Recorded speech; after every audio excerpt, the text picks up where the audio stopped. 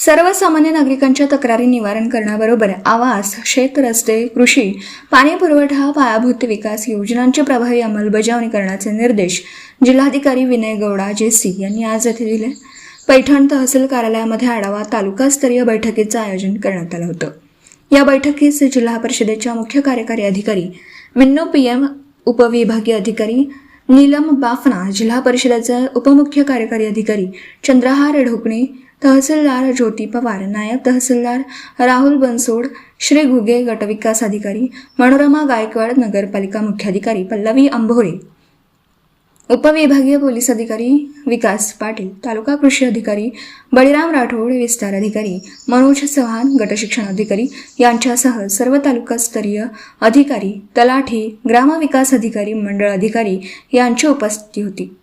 आवास योजनेतील घरकुलांसाठी मोफत वाळू वाटप, लोकशाही दिनातील प्रलंबित अर्ज व त्याचा संबंधित विभागाला निकाली काढण्यासाठी पाठपुरावा करा.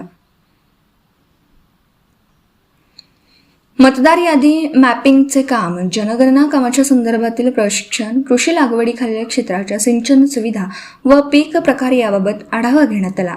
छत्रपती शिवाजी महाराज महाराजोत्सव समाधान शिबिर अंतर्गत पानंद रस्ते तालुक्यातील दिव्यांग प्रमाणपत्र पडताळणी आणि वाटप याबाबतही संबंधितांना सूचना दिल्या.